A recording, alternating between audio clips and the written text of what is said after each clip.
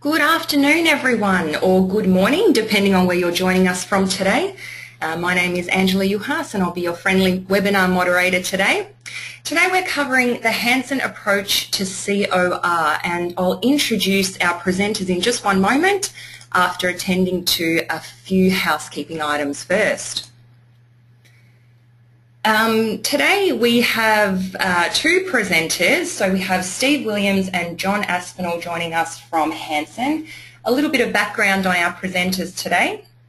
The first presenter to speak is Steve Williams, who developed the Hansen COR training package and delivered the initial rollout of the Hansen and High-Mix sites throughout the country regions of New South Wales. He also developed an audit tool designed to measure how well a company is meeting their COR obligations. Steve has over 38 years experience in transport and training, including 30 years with the Hansen Group. After Steve, we have John Aspinall, who will be the second presenter. John continues to develop and deliver the training package throughout New South Wales for the Hansen Group, including refresher training as required, particularly if the NHVR introduces changes and updates. John also conducts audits with Hansen's contractors with the aim of improving their level of compliance and overall fleet safety. John has over 40 years experience in transport and training, including 28 years with the Hansen Group. Together, Steve and John will give an overview of how Hansen developed and delivered a simple COR training program that delivered benefits to the company and to the employees. John will also give an overview of how he helps contractors meet their COR obligations. And a warm welcome to both Steve and John today. Ladies and gentlemen, today's presentation will be approximately 30 minutes in length. As usual, we are recording this session, so please don't worry about taking notes. We will send out the recording and the presentation material to you once the webinar has concluded. Now, ladies and gentlemen, we welcome your feedback and questions along the way. Webinars are more enjoyable if they're interactive, so please don't be shy and send through your questions and we'll monitor those at our end, and I will ask those of the presenter as we move through the presentation. So without further ado, I'm going to hand over to our presenters today. Welcome, Steve and John. Thank you so much for your time. How are you both going today? We're well, thanks, Angela. Thanks, Angela. Very well. Fantastic. All right, I'm handing over control to both of you now, and momentarily we'll be able to commence the presentation. I do thank you both for your time. I understand it is indeed very, very precious, so the fact that you could devote some time to present for us today is very exciting, and indeed I'm sure I speak on behalf of the whole audience when I say we're really looking forward to hearing about the Hansen approach to COR. Thanks, Angela, and good morning or good afternoon to everyone. Under the COR regulations, what responsibility does a company, its employees, managers, directors, contractors, suppliers and customers have? How and when do these responsibilities have to be met? How do you ensure that you or your employees are not the weak link? So what is the Hansen approach to COR? I'll briefly detail how we developed and rolled out a simple, effective COR training program across our New South Wales operations, covering employees and contractor drivers. John will then detail how he's helping our subcontractors and customers to understand and comply with the COR regulations. John will also speak on the ongoing nature of the COR training. Hansen will share its COR training package with the transport industry, and it's available on the NRSPP website. But firstly, I'll give you a brief overview of our company and operations and a glimpse of the demands placed upon our transport division. Who is Hansen? Hansen is part of the Heidelberg Cement Group and operates some 2,500 sites over 5 continents, employing some 53,000 people. As a global company, we have international, Australian and regional policies, standards and regulations to consider and comply. Our training has to cover all these, yet still offer solutions to local issues. Our answer was to develop a standard training package delivered individually to our sites. This resulted in a consistent message, but also offered flexibility to help our people solve their local and sometimes unique issues. Hansen in Australia includes the Hansen and Hymix brands, operating in all states with over 225 concrete plants and 55 quarries, and directly employ 3,000 people. Our sites range from virtually one-man operations through to some of the largest concrete plants in Australia in areas from major cities to remote locations, including mine sites. We deliver to sites ranging from suburban backyards to some of the largest and most complex building projects in Australia. We also undertake deliveries underground. We've even barged trucks across bays and harbours to reach waterfront properties. Some of our operations have restricted operating hours and curfews on vehicle movements. Some have restrictions on the number of vehicle movements per hour to and from site.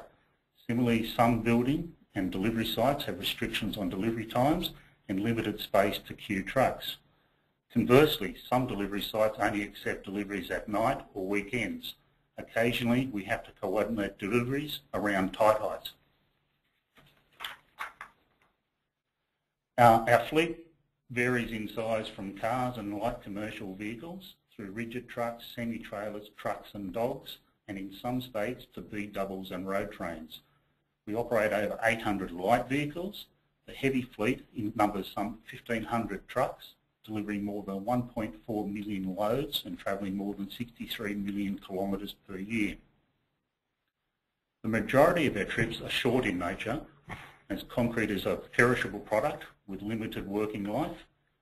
Our concrete trucks only average about 9 or 10 k's to the job site, but usually complete around 4 to 5 loads per day. If the site's closer, some trucks may complete up to 10 loads per day. In special cases, we may travel up to 2 hours to supply concrete to one of our customers. This also presents several technical and logistical challenges. Our concrete plants often load hire trucks. The tippers typically travel 100 kilometres from the quarry to the tip point, usually completing 4 to 5 loads per shift. We've also imported specialty aggregates from interstate. As well as loading our fleet, our quarries load ex-bin customers. So over 12 months, the ex-bin customers will take several 100,000 loads out of our quarries. We also use subcontractors to meet peak demand. All this adds complexity to our COR obligations. We cannot control the actions of our ex-bin customers, nor can we fully control actions of the foreign concrete trucks and drivers. However, we must empower our people the knowledge and tools to act responsibly and to be able to prove that they, and Hansen as a company, have taken reasonable steps to prevent these drivers from breaching the regulations. And now you have an inkling of the complexity of our transport task. But what is COR and why was it brought in? In the past, it was mainly the driver shouldering the responsibility or the blame when regulations were breached, be it speeding, truck mass, load restraint or driving hours. And yes, sometimes the driver was his own worst enemy. There are also times when enormous pressure was exerted on some drivers to deliver what was not legally achievable. The driver may have been given unreasonable deadlines, leading the driver to exceed work hours, forego rest breaks or work more than 6 days straight. Often speeding became almost mandatory if the driver was to meet deadlines. Trucks were overloaded and load restraint almost non-existent as the driver cut corners to save time. The principle of COR is to ensure that everyone in the supply chain shares some responsibility to ensure road transport laws are not breached. Under the COR laws, if you exercise or have the capability of exercising control or influence over any transport task, you are deemed part of the supply chain and have a level of responsibility. The law recognises that multiple parties may be responsible for offences committed by drivers of heavy vehicles and can investigate along the supply chain and up and down the corporate chain of command. The onus is on everyone in the supply chain to show they have taken reasonable steps to prevent a driver breaching the regulations. You can have site signs like this one above to highlight to drivers that they must comply with the regulations. You could even make it a condition of entry to your site. That alone is not nearly enough. You must still show that you and your employees took reasonable steps to not cause any breach of the regulations. Under COR, complying with transport regulations is a shared responsibility, and all parties in the supply chain are responsible for preventing breaches.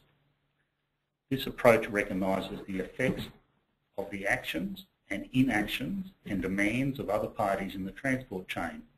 Anyone, not just the driver, who has control over the transport task can be held responsible for breaches of road laws and may be legally liable. COR is similar to the legal concept of duty of care that underpins the OHS laws, now also known as workplace health and safety laws. This approach has long been used by the courts to impose liability, negligence and damages claims.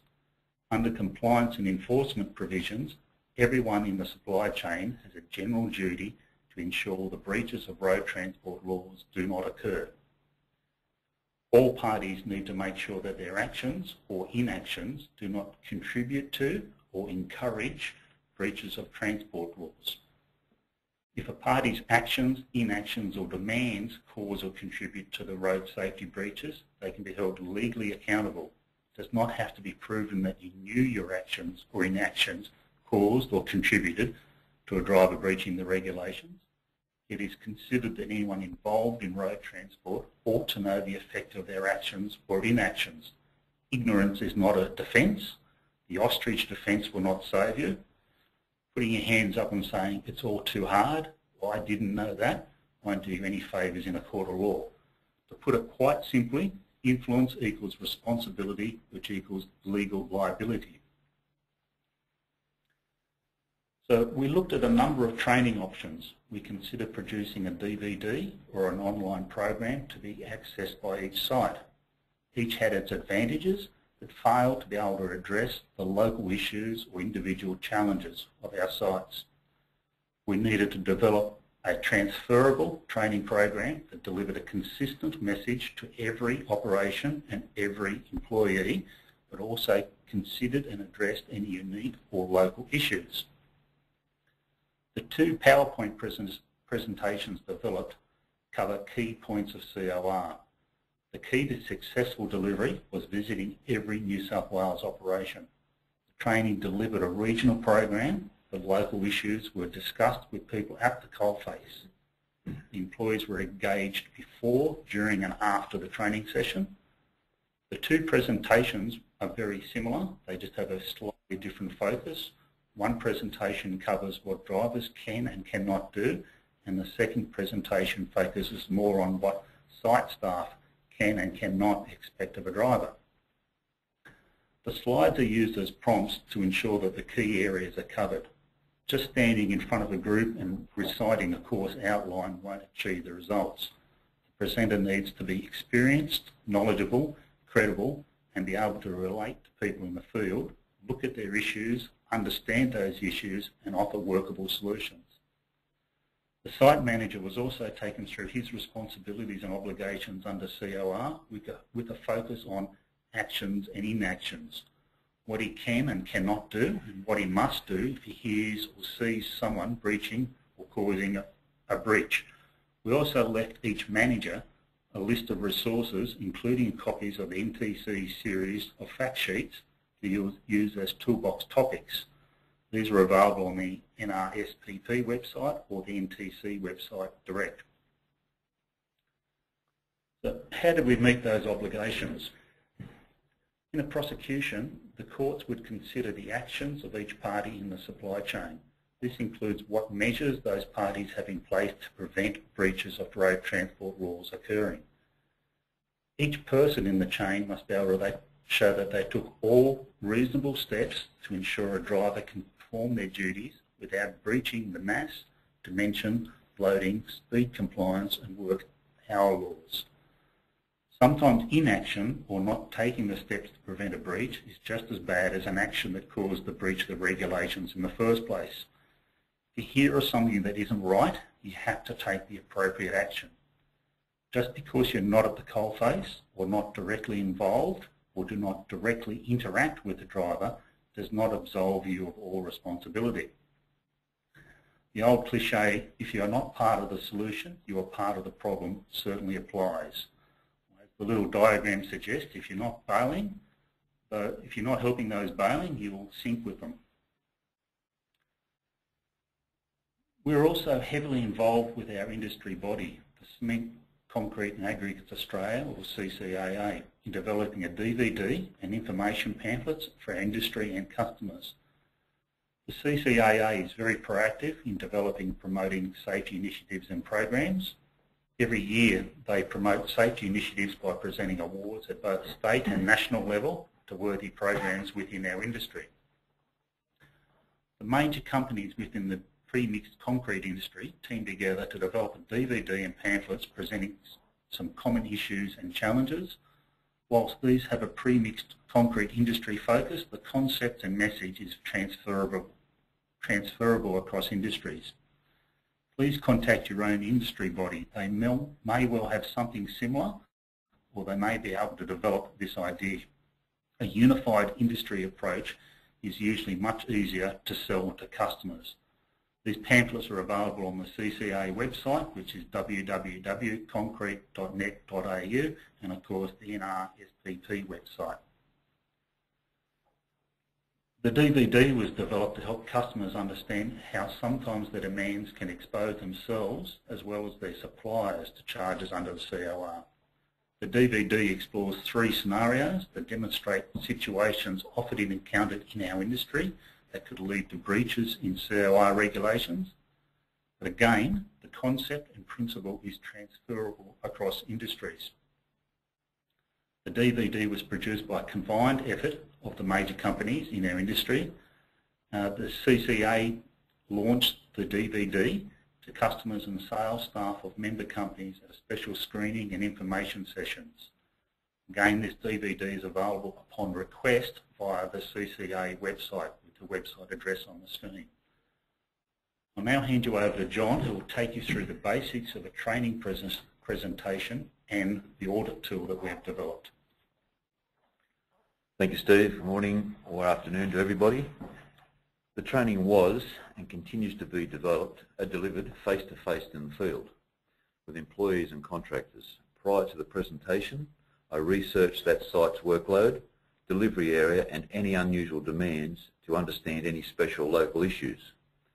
Often a walk or a drive around our site will help me to understand some local issues or challenges. I start the session by handing out a printout for the presentation, and I find that some people like to jot down some notes as we go through the slides. I open the training session by talking about my past with the company and within the transport industry. I talk about what used to happen in the industry and how this cannot happen any longer. I continue the face-to-face training with employees, engaging them with discussions about the local issues and discussing regional solutions. At the end of the presentation, we usually have a question and answer session and general discussion. I'm also happy to answer questions during presentation. I find that by addressing issues as our people raise them, it keeps them involved in the session. The message is delivered consistently, but also tailored to each operation to help our people comply with the regulations and cope with their own, sometimes unique workplace needs.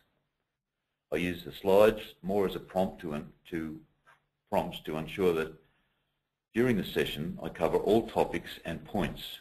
I find that by keeping the session flexible and less formal or rigidly structured encourages more feedback and involvement. It is important to involve and engage with our staff. The training tool is quite versatile and can be used to train a large number of staff in one place without the need for projectors and expensive slideshows.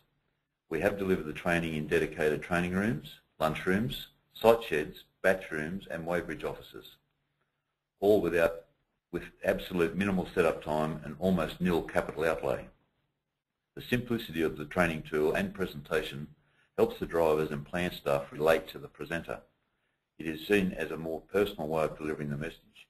and the training tool itself simply consists of an A3 display folder and a stand. It is a low cost and is easy to update.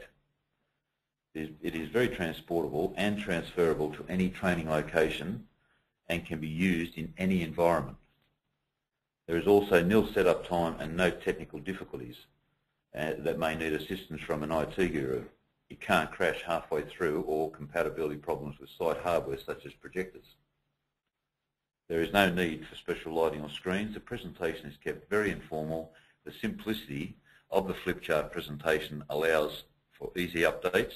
The concept can be used to deliver any message. The training tool and presentation is explained to the site manager and left on site. This enables the site manager to train any new staff in their chain of responsibility obligations, and we back this up by revisiting sites as part of a refresher training, including updates to regulations. We also include a DVD and toolbox meeting topics as part of our package to operations. The refresher training for chain of responsibility, however, is not a once-off training exercise. I continue to visit each site in New South Wales to ensure that our people are kept up to date with changes. This refresher or retraining can take place in a number of forms. I will review fatigue management, including work and rest breaks at each plant or site with all drivers present, both company and LODs or contracted drivers, as well as ensuring the drivers and staff understand the work and rest hours rules. I check that they are recording the times accurately, and where necessary I will demonstrate how some reports generated through our own system can be used as a supplementary record that can either support or disprove their own log sheet entries. We discuss how E-tag data can be support or disprove the log sheet records.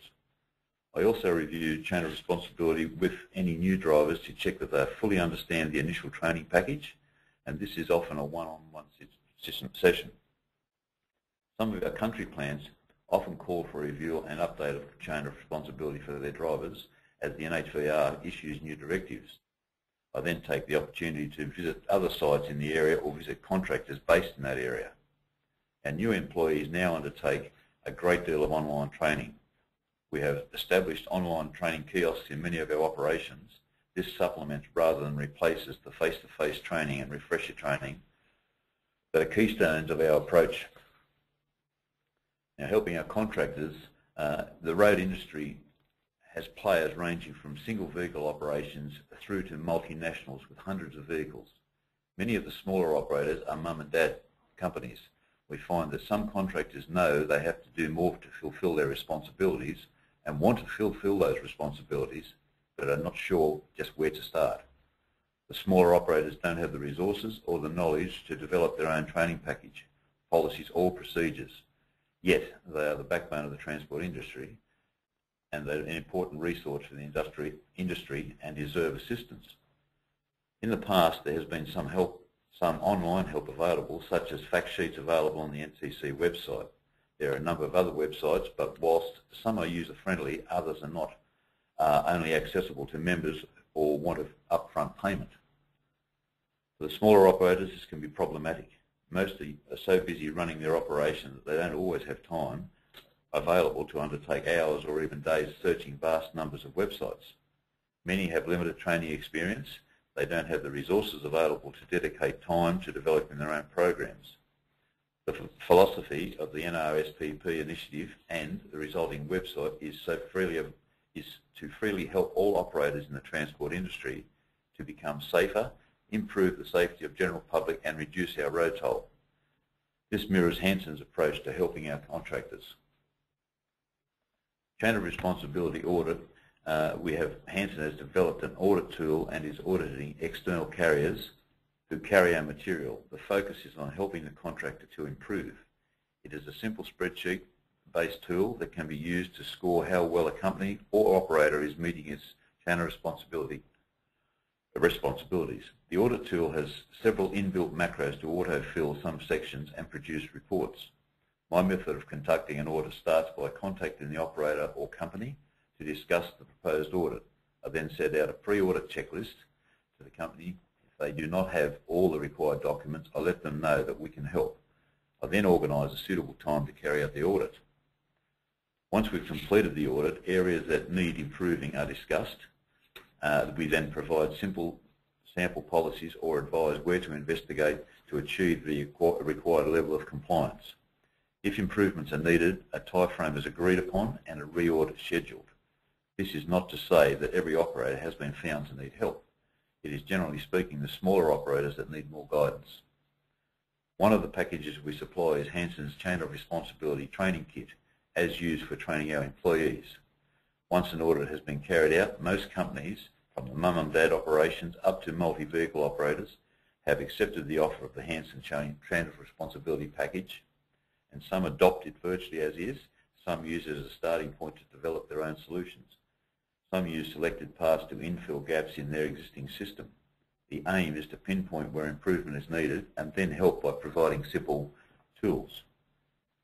We are prepared to remove any contractor from our database if they refuse to improve or refuse an audit. To date, this has not been necessary, as we found that contractors want to comply and want to improve, but often just don't know where or how to start.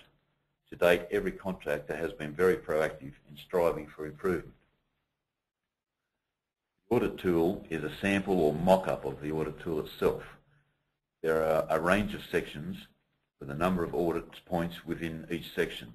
Some questions are hidden or automatically removed from the tool when the front section is completed. The audit tool has inbuilt flexibility to reflect the size and complexity of the operation being checked.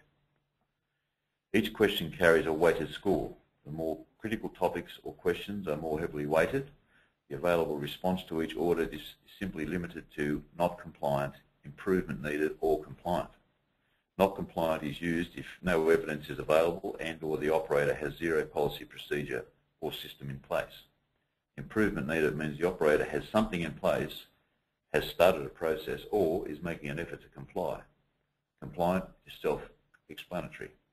The tool is completed to automatically infill. Company cannot produce evidence when not compliant. When not compliant is selected. The tool is formatted to highlight the comment cell when improvement required is selected to improve the auditor to comment. An operator could also use this tool to self-audit. This could be used to show what reasonable steps have been taken to comply with the Chain of Responsibility regulations. Hi Angela, I believe you've got some questions for us.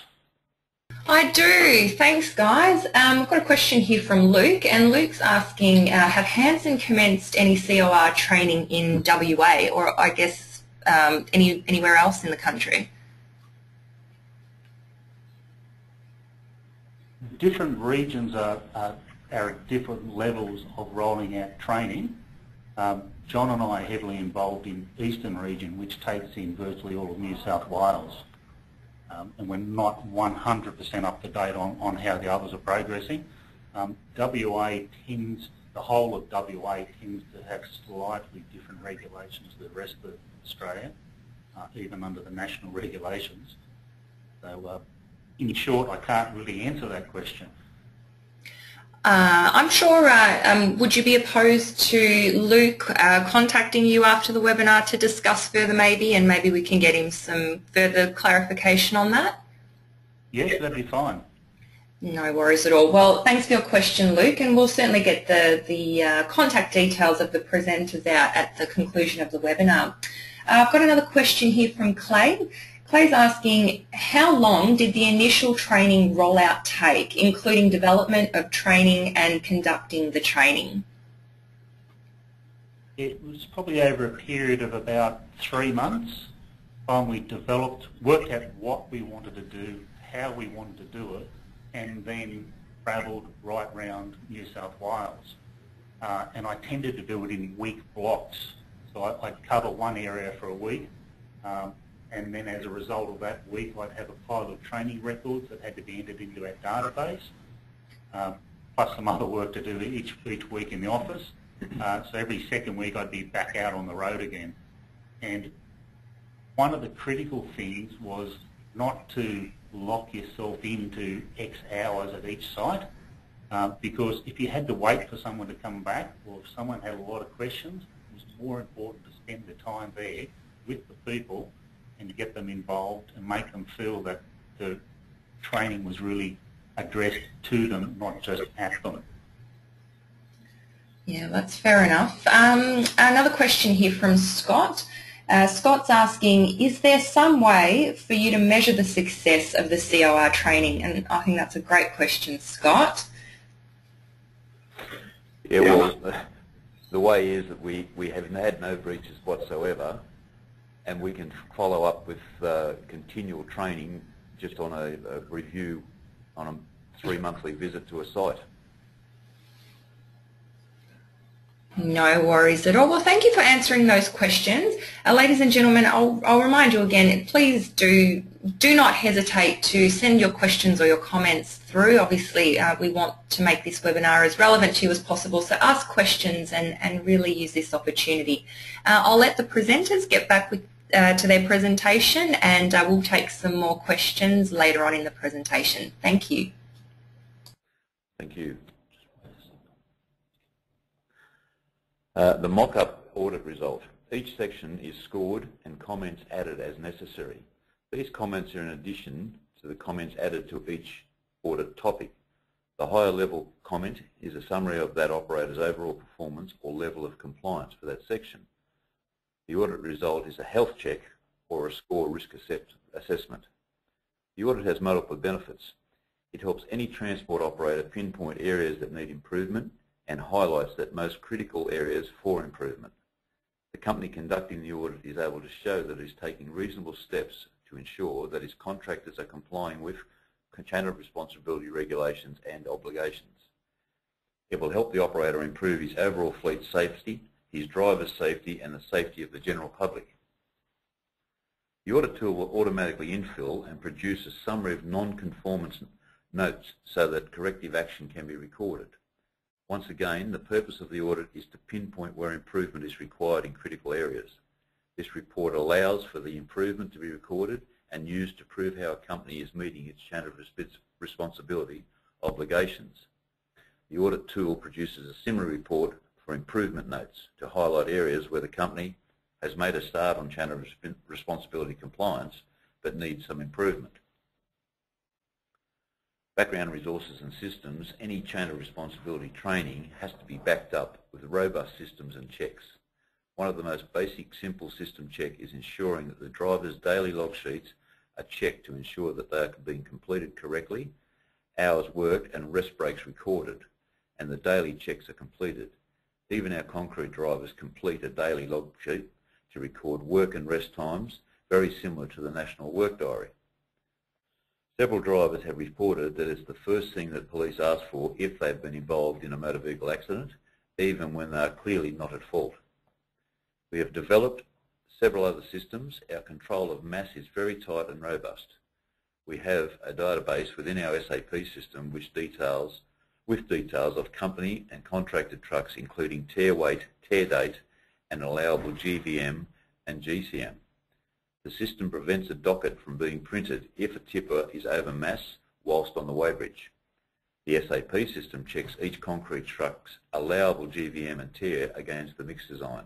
The system will then adjust the load size accordingly prior to the batch command being sent to the concrete batching computer. Even if you don't have such a computer program, back up your words with actions. If you put a rule in place, be prepared to back it up with consistent actions. All concrete trucks are regularly re-teared to ensure compliance with allowable mass. Tippers are re-teared during random selected days. A quarry will declare a tear weight check day, and every truck entering the quarry is re-teared, no notice is given. If a supplier brings a load that is over mass, we do not refuse the load, as we believe that only compounds the safety risk. The supplier is then contacted and given two choices. We accept the load, but then reload the truck with the over mass amount, and that is, if the truck was 3 tonnes over the mass, we put the 3 tonnes back on that truck and return it to the supplier. A written warning is sent to the supplier. Secondly, we accept the load, but where it cannot be reloaded with over mass, we will only pay for the legal load. The supplier loses any commercial advantage, and a written warning is sent to the supplier. Repeat offenders can be removed from our supplier list. To date, we have not had repeat offenders, but again, Be prepared to back your words with actions if required. The safety messages, our approach to chain of responsibility shouldn't be a stand-alone document, policy statement or manual.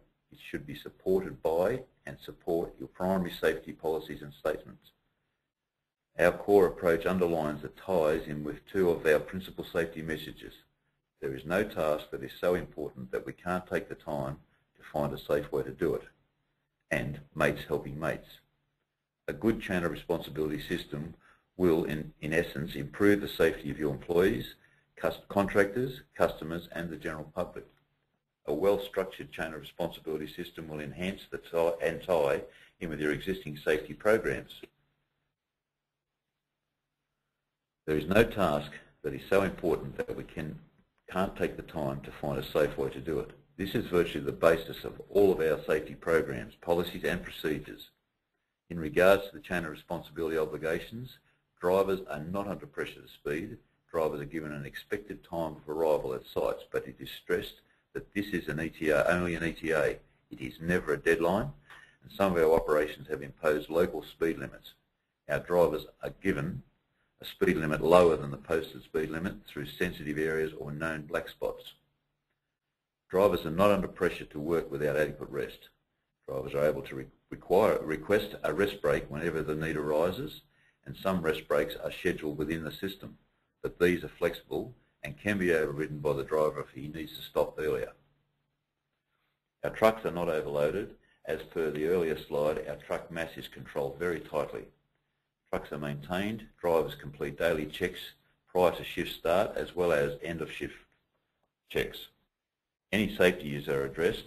As an example, if a driver reports that the tipper tarp is damaged or inoperative, the truck is not to be loaded until the tarp system has been repaired.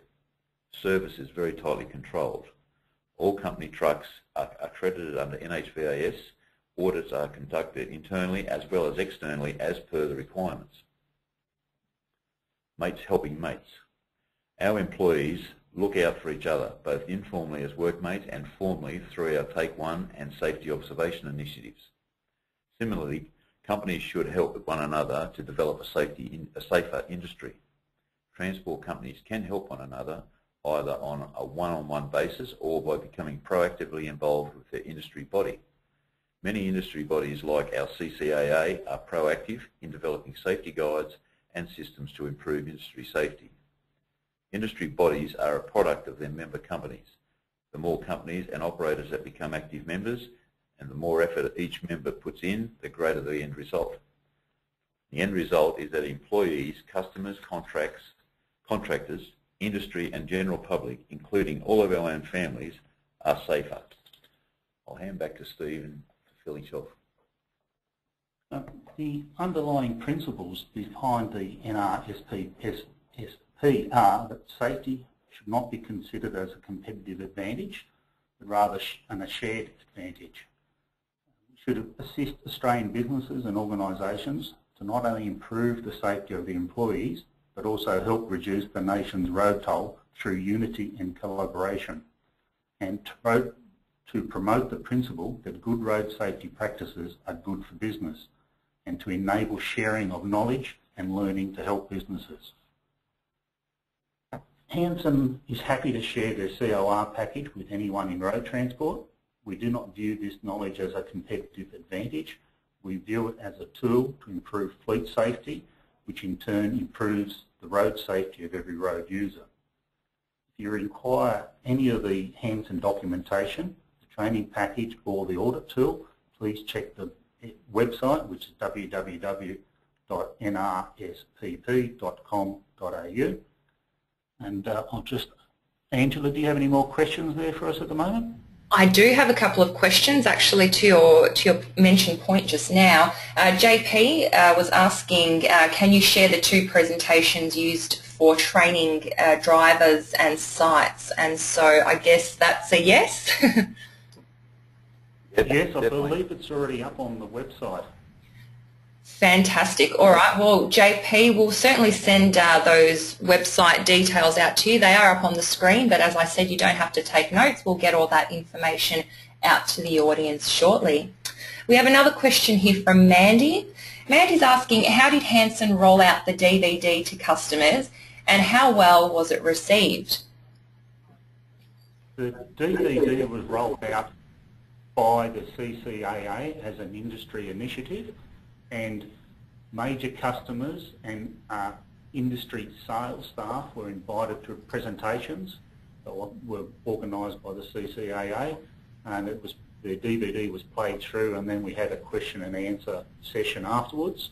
We also had representatives from then the RTA, which is our transport body, plus some key speakers from within the industry. Fantastic. Well, thank you for your question, Mandy. And actually another follow-up question from Mandy, so I'll shoot that one through as well. She's asking, how long does an average training session run? I would say it probably averages around an hour. Yeah. It depends on the size of the group you've got there and how many local issues they want to talk about. You also find in some cases there'll be some drivers who are very quiet while they're part of the group, but as soon as the others disperse, they'll want to sit down and have a 10 or 15 or 20-minute talk with the presenter going over some of the issues they would like to talk about in particular.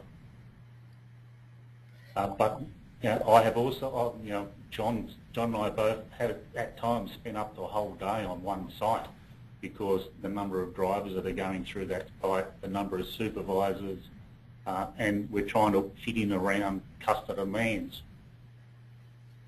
Oh wow, a whole day, but that's so good of you to, as you said, want to fit in with the customer demands, so good on you. Mandy, I hope we've answered your questions okay. Another question here from Emma. Emma's asking, what is the cost of the audit to be conducted? The cost is just purely time. Yeah, we don't charge the customer, we don't charge anybody any money. It's our time and our presentation. Oh wow, that's fantastic. Now, the audit tool is on the website too, I believe, by now. If it's not there already, it'll be there by the end of the day, I'm sure. And a company can self-audit themselves and get a feel for how they're travelling as well. Yeah, so Emma's just made a follow-up comment. So anyone can access the audit tool? Yes, that's correct. Fantastic. All right, Emma, thanks very much for your question. A question here from Lloyd.